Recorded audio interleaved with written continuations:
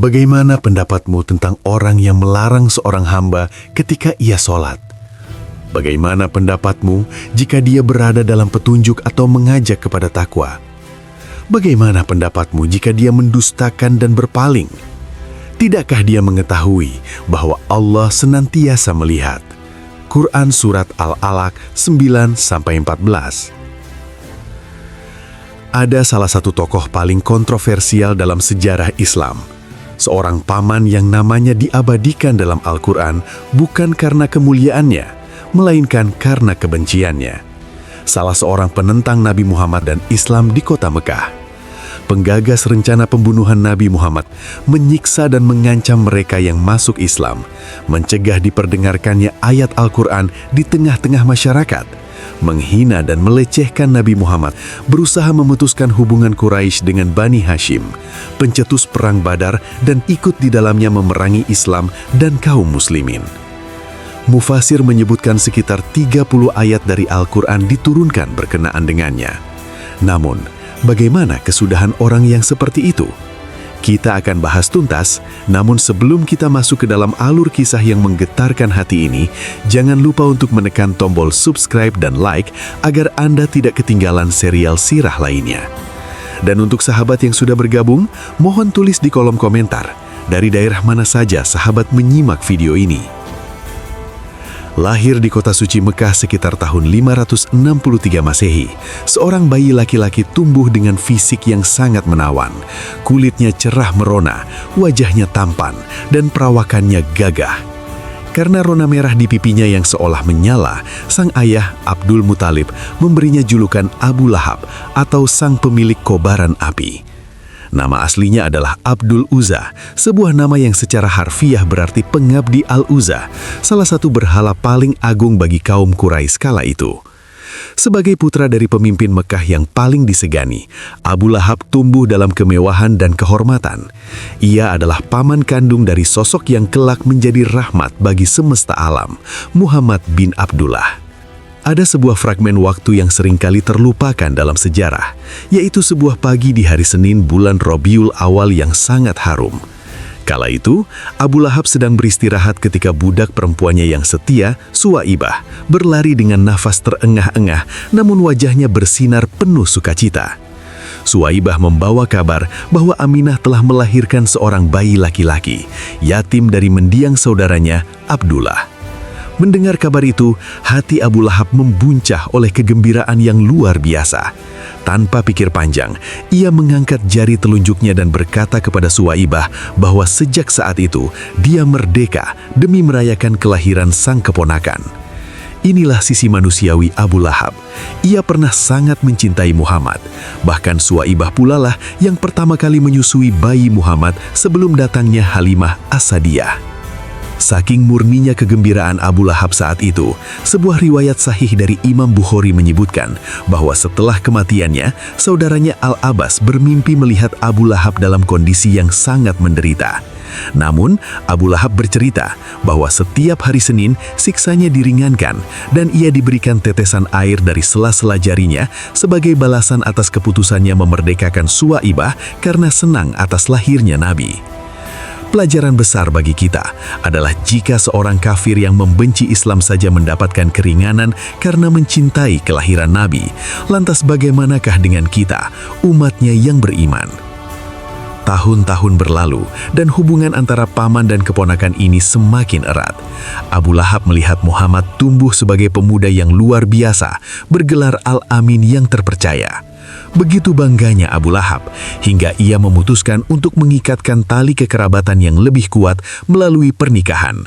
Dua orang putra Abu Lahab, Utbah dan Utaibah, meminang dua putri Rasulullah, Ruqayyah dan Ummu Kulsum. Pernikahan ini awalnya dipandang sebagai persatuan dua keluarga besar yang paling terhormat di Mekah. Tak ada yang menyangka bahwa di balik keharmonisan ini, badai besar sedang bersiap menerjang. Abu Lahab adalah sosok yang sangat terikat pada tradisi. Baginya, menyembah Lata, Uzza, dan Manat bukan sekedar agama, melainkan identitas politik dan sosial. Ia rajin merawat berhala-berhalanya, memberikan penghormatan setiap hari sebelum pergi berburu binatang bias di padang pasir. Baginya, kehidupan adalah tentang kebebasan, kekuasaan, dan kebanggaan akan leluhur. Namun, segalanya berubah total ketika Muhammad diperintahkan oleh Allah untuk bangun dan berilah peringatan. Ketegangan pertama muncul bukan dari kata-kata kasar, melainkan dari sebuah jamuan makan malam. Setelah turun ayat yang memerintahkan Nabi untuk memberi peringatan kepada kerabat terdekatnya, beliau mengundang Bani Abdul Muthalib ke rumahnya. Nabi Muhammad berdiri dengan tenang, memandang wajah paman-pamannya satu persatu. Beliau bersabda dengan nada yang penuh kasih namun tegas, bahwa beliau diutus oleh Allah sebagai pemberi kabar gembira dan peringatan tentang hari pembalasan yang pedih. Di tengah keheningan ruangan itu, Abu Lahab adalah orang pertama yang memutus kesunyian dengan nada sinis. Ia tidak hanya menolak, tetapi ia mulai melakukan provokasi. "Apakah kau mengumpulkan kami hanya untuk omong kosong ini?" tanyanya dengan suara lantang yang menggelegar. Sejak saat itu, pandangan Abu Lahab yang dulunya penuh kasih kepada Muhammad berubah menjadi api kebencian yang perlahan mulai menyulut permusuhan terbuka. Ia merasa tatanan sosial Mekah yang menguntungkannya terancam oleh ajaran tauhid yang dibawa keponakannya sendiri. Inilah awal mula sebuah pengkhianatan darah yang akan tercatat selamanya dalam lembaran hitam sejarah. Setelah penolakan awal di jamuan keluarga tersebut, hubungan antara Nabi Muhammad SAW dan Abu Lahab bukan lagi sekadar perbedaan pendapat, melainkan telah berubah menjadi perang dingin yang mulai memanas. Abu Lahab, yang sebelumnya dikenal sebagai paman yang dermawan dan bangga akan keponakannya, kini merasa harga dirinya sebagai pemuka Quraisy terinjak-injak oleh ajaran tauhid. Namun, puncak dari segala kebencian ini meledak di sebuah tempat yang menjadi saksi sejarah paling dramatis di kota Mekah, yaitu Bukit Syafa. Suatu pagi yang tenang, Rasulullah SAW naik ke puncak Bukit Syafa. Beliau berdiri di sana, memandang ke arah pemukiman penduduk, lalu berseru dengan suara yang lantang, "Ya Sabahah, ya Sabahah." Seruan ini bukanlah seruan biasa. Dalam tradisi Arab, ini adalah teriakan darurat jika ada serangan musuh yang mengancam kota. Mendengar teriakan tersebut, penduduk Mekah berbondong-bondong keluar dari rumah mereka. Mereka yang tidak bisa datang secara langsung mengirimkan utusan karena ingin tahu berita besar apa yang dibawa oleh Al-Amin, orang yang tak pernah sekalipun berbohong sepanjang hidupnya. Di tengah kerumunan itu, berdirilah Abu Lahab dengan tatapan mata yang tajam dan penuh curiga. Nabi Muhammad SAW kemudian bertanya kepada mereka, "Bagaimana pendapat kalian jika aku memberitahukan bahwa di balik gunung ini ada pasukan berkuda yang akan menyerang kalian? Apakah kalian akan mempercayaiku?" Tanpa ragu, seluruh penduduk Mekah menjawab serentak, "Ya, kami tidak pernah mendapati engkau berbohong sedikit pun." Inilah pengakuan jujur dari musuh-musuh Islam sekalipun. Namun, ketika Nabi melanjutkan kalimatnya dengan ajakan untuk bersaksi bahwa tidak ada Tuhan selain Allah dan memberi peringatan tentang azab yang pedih, suasana yang tadinya tenang berubah menjadi tegang. Tiba-tiba, suara menggelegar memecah keheningan. Itu adalah suara Abu Lahab. Dengan wajah yang memerah karena amarah dan tangan yang mengepal, ia berteriak dengan sangat kasar, "Tabban laka sa'iral yaum, alihadza jama'tana." Artinya, celakalah engkau sepanjang hari ini. Apakah hanya untuk urusan ini engkau mengumpulkan kami? Ia bahkan mengambil batu dan hendak melemparkannya kepada Rasulullah. Ucapan celakalah engkau atau tabban laka adalah penghinaan yang sangat berat bagi bangsa Arab saat itu, apalagi diucapkan oleh seorang paman di depan umum. Saat itulah, langit tidak tinggal diam. Allah Subhanahu wa Ta'ala langsung membalas ucapan Abu Lahab dengan menurunkan salah satu surat yang paling tegas dalam Al-Quran, yaitu surat Al-Lahab atau Al-Masad. Tabbat yada abi lahabi watab. Binasalah kedua tangan Abu Lahab dan benar-benar binasa dia.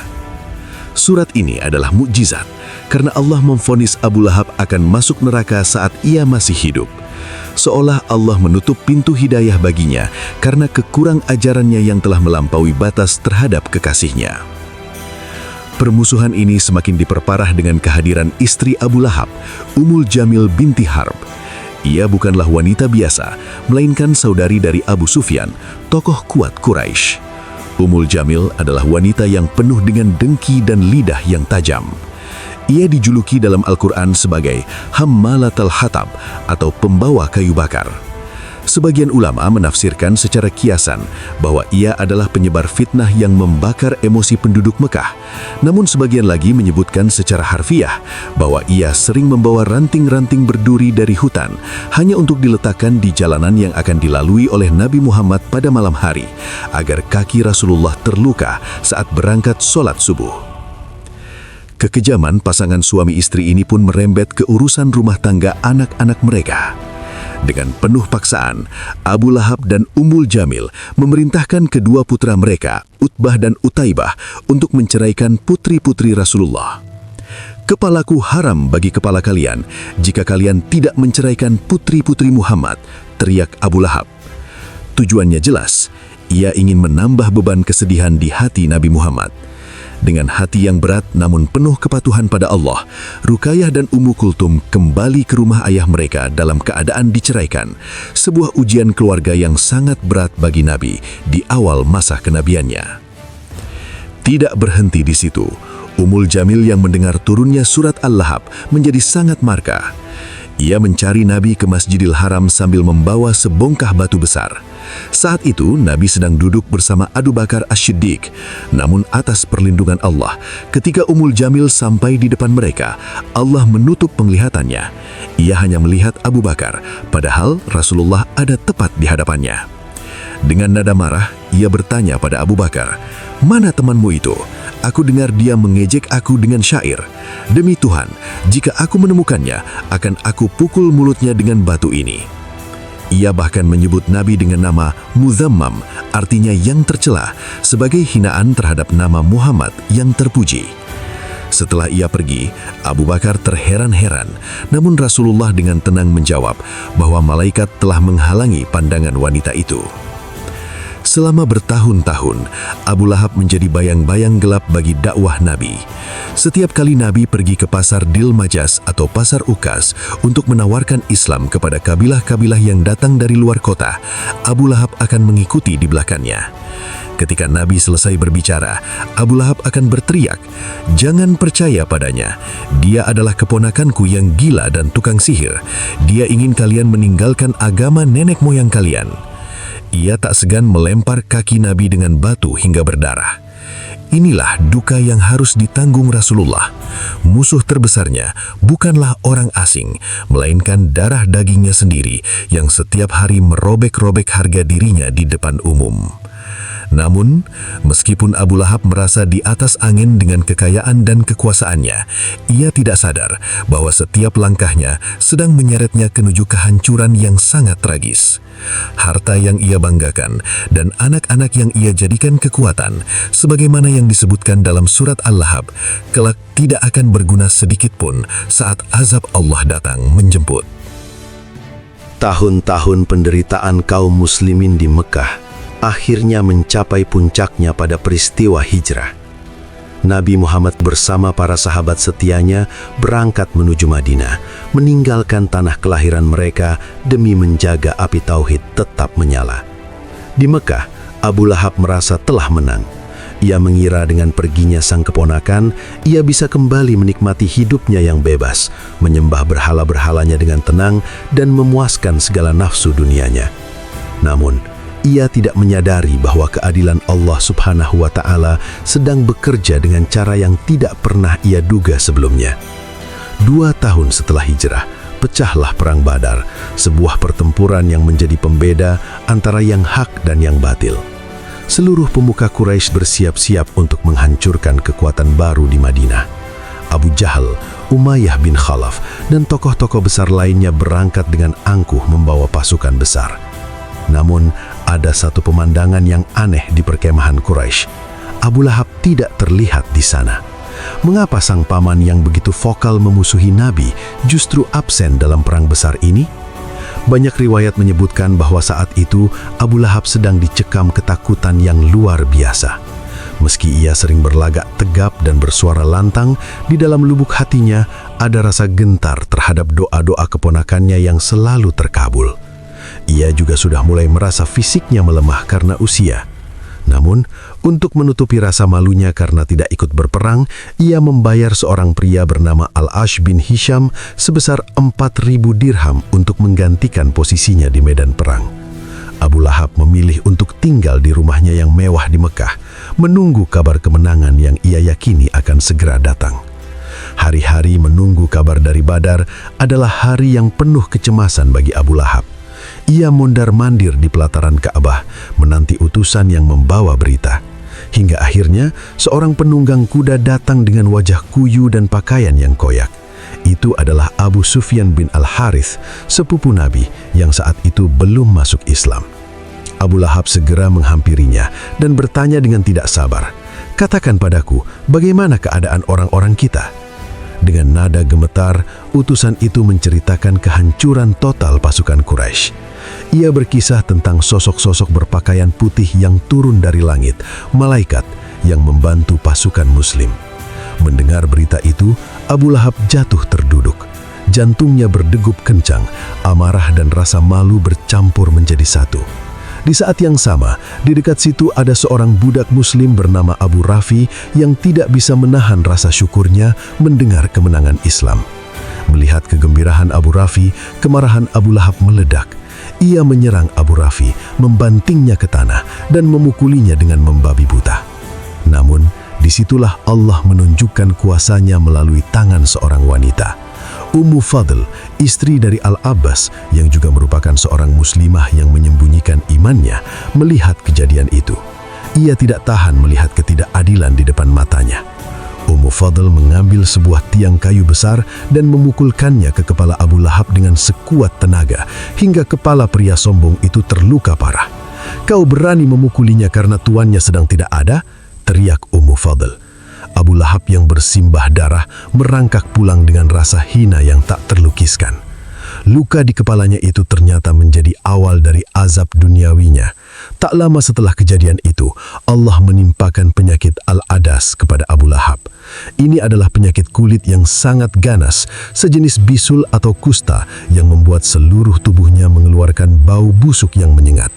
Dalam tradisi Arab saat itu, penyakit ini sangat ditakuti karena dianggap sebagai kutukan dan sangat menular.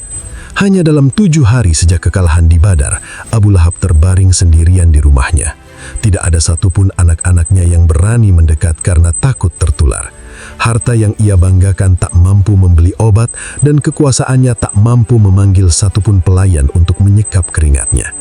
Abu Lahab meninggal dalam kesendirian yang tragis, dikelilingi oleh bau busuk tubuhnya sendiri yang mulai membusuk bahkan sebelum ia masuk ke dalam liang lahat. Kehinaan itu belum berakhir. Jenazahnya dibiarkan terletak selama 3 hari hingga baunya mengganggu seluruh penduduk sekitar. Karena rasa malu, anak-anaknya akhirnya menyewa beberapa orang untuk menguburkannya.